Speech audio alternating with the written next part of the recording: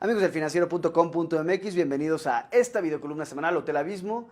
Estamos ya a 3 semanas, 3 de las campañas presidenciales, de que arranque la campaña por la presidencia de la República. Y lo que estamos viendo en este momento es una guerra sin cuartel entre el PRI y Ricardo Anaya, entre el PRI y el Frente, entre José Antonio Meade y Ricardo Anaya. ¿Qué es lo que estamos viendo? Incluso podríamos decir que un uso faccioso de las instituciones, particularmente la Procuraduría General de la República, para aplastar las aspiraciones presidenciales de Anaya. Eso es lo que dirán algunos críticos, otros dirán que simplemente la PGR se acordó de cómo investigar casos de lavado de dinero y está actuando de forma muy rápida. Lo cierto es que mientras la temperatura sube y mientras vemos que las cosas se van calentando, Andrés Manuel López Obrador está muy cómodo, viendo desde la altura, desde la indiscutible primera posición en las encuestas hacia la presidencia de la República.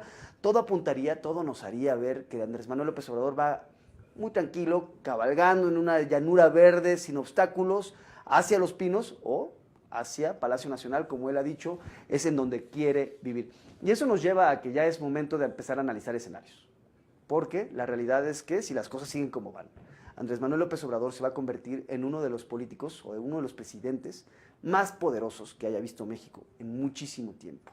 Y me explico, porque aquí tenemos una situación muy interesante. Hoy Andrés Manuel López Obrador goza de un partido que es relativamente nuevo, que tiene algunos años, pero después de las elecciones del 1 de julio probablemente Morena se va a convertir, quizás, en la primera fuerza política del país. Podría ser que Andrés Manuel López Obrador tenga control de ambas cámaras del Congreso, de varias gubernaturas, y hasta de distintas legislaturas estatales. Un escenario que algunos dirían era impensable hasta hace unos años, pero la realidad es que López Obrador está enfilado, va en esta ruta hacia convertir a Morena en una fuerza poderosísima. Primero, si vamos a entender por qué López Obrador tiene al alcance casi este poder absoluto, vamos a decirlo, tenemos que partir de un punto. El Frente, esta extraña amalgama entre el PAN, PRD y Movimiento Ciudadano, solo tiene una razón de ser. No tiene una razón ideológica de existir. La única razón de su existencia es ganar la presidencia de la República. Si Ricardo Anaya no la gana, si se descarrila su candidatura, si el PRI logra lo que está buscando, que es básicamente aniquilar al candidato del Frente, pues básicamente tendremos una elección en la que el Frente quizás logre aglutinar una buena bancada de cara al próximo sexenio, y al final esa bancada, pues, todo apuntaría a que se va a terminar fracturando.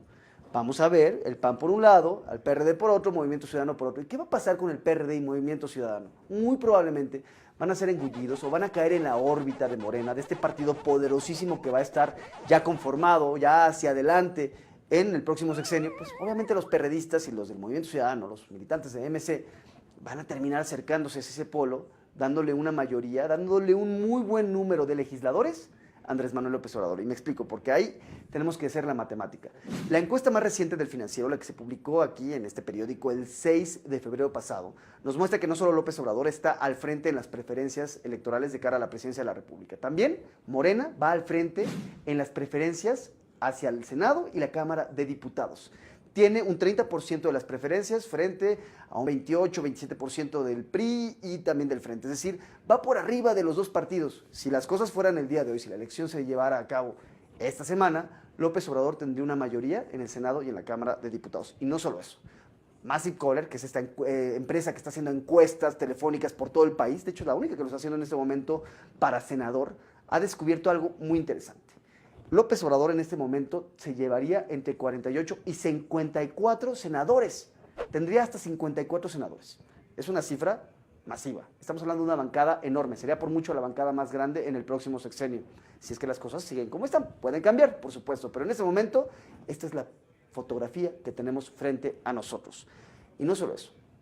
López Obrador y Morena estarían muy cerca de los 65 votos necesarios para tener la mitad más uno ahí de mayoría en el Senado. Y regreso al escenario que les planteaba. ¿Qué pasa si el PRD y Movimiento Ciudadano terminan aglutinándose en torno a Morena? Lo mismo podría pasar también con el PT. Estamos hablando entonces de una bancada bastante nutrida. Y entonces me voy a otro elemento. Vamos ahora a los estados. Según el INCO en 2017, a solo 2 años de su creación, solo 2 años, esto es un fenómeno que nunca se había visto, Morena era ya la cuarta fuerza política en las legislaturas locales. Ya era la cuarta bancada más grande a nivel local en este país, por debajo del PRI, del PAN y del PRD. Si el PRD termina desfondándose o termina fracturándose del Frente, como todo apuntaría podría pasar si no hay una victoria a la presidencia de la República, si llega López Obrador, ¿Qué va a pasar con esos diputados locales perredistas o qué va a pasar con esas bancadas perredistas locales? Probablemente se van a terminar aglutinando también en torno a Morena. Y un elemento también muy interesante. ¿Qué pasa si vemos un fenómeno López Obrador? Así como vimos el fenómeno Fox en el 2000, que llevó a que el PAN tuviera una de las bancadas más grandes de su historia, pues todo apunta a que López Obrador también está arrastrando las fortunas de su partido a nivel local.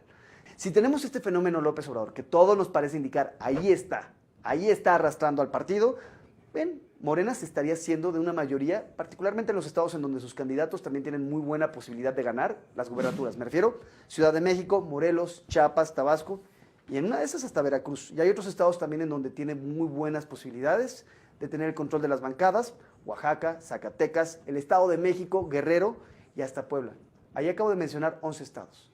No está tan lejos de los 15 que necesita para tener el control de las legislaturas locales. Así que las cosas en este momento se van alineando, las fichas van cayendo en su lugar para que López Obrador llegue a convertirse en uno de los presidentes más poderosos de la República. Mientras tanto, Ricardo Anaya y José Antonio Meade siguen peleándose. López Obrador, muy contento, está viendo, enfilándose con un objetivo muy claro. Ya no es nada más ganar la presidencia de la República. Si las cosas se alinean como van, López Obrador será un político casi absoluto. Gracias por haber estado con nosotros esta semana aquí en Hotel Abismo. Nos vemos en unos días.